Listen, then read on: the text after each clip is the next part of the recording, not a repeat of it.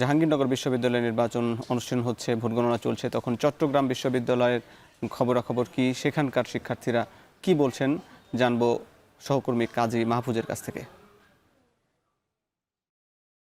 জুলাই গণঅভ্যুত্থান পরবর্তী দেশের বিশ্ববিদ্যালয়গুলোতে গণতান্ত্রিক পরিবেশ ফিরতে শুরু করেছে। এরই মধ্যে ঢাকা বিশ্ববিদ্যালয় ও জাহাঙ্গীরনগর বিশ্ববিদ্যালয়ে সংঘাত সহিংসতা ছাড়া শিক্ষার্থীদের সর্বোচ্চ সংখ্যক অংশগ্রহণে অনুষ্ঠিত হয়েছে ছাত্র সংসদ নির্বাচন। আগামী 12 অক্টোবর চট্টগ্রাম বিশ্ববিদ্যালয়ের ছাত্র সংসদ নির্বাচন অনুষ্ঠিত হবে। অনুষ্ঠিত হওয়া নির্বাচন এবং সামনে যে নির্বাচন অনুষ্ঠিত হবে সেই নির্বাচন নিয়ে চট্টগ্রামের শিক্ষার্থীরা কি ভাবছেন, চলুন দেখে আসি।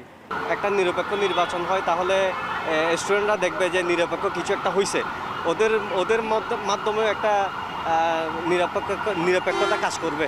অবশ্যই সুষ্ঠু নির্বাচন হলে ক্যাম্পাসে এবং ক্যাম্পাসের পরিবেশও সুন্দর হবে এবং তাদের মন মানসিকতাও আশা করি সুন্দর হবে। স্টুডেন্ট হিসাবে আমাদেরও একটা চাওয়া পাওয়া থাকে, দেন কয়েকদিন পর পরে এই সমস্যা ওই সমস্যা এসব না হয়ে আমাদের একটা বেটার ছাত্র জীবন আমরা পেতে চাই। যোগ্য প্রার্থীরাই ভোটে নির্বাচিত হোক এবং ওই যোগ্য প্রার্থীরাই শিক্ষার্থীদের সুবিধা অসুবিধা নিয়ে কাজ করুক, এটাই আমাদের সাধারণ শিক্ষার্থীর প্রত্যাশা।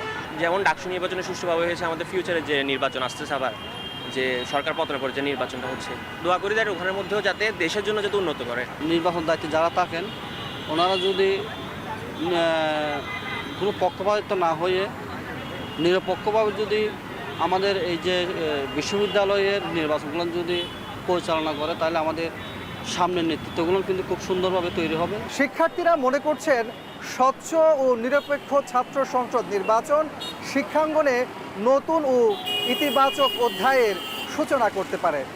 এই নির্বাচন শিক্ষার্থীদের মধ্যে নেতৃত্ব তৈরি, গণতান্ত্রিক মূল্যবোধ এবং অধিকার সচেতনতা বৃদ্ধি করবে, যা ভবিষ্যতে সুস্থ রাজনৈতিক সংস্কৃতির বিকাশে গুরুত্বপূর্ণ ভূমিকা রাখবে।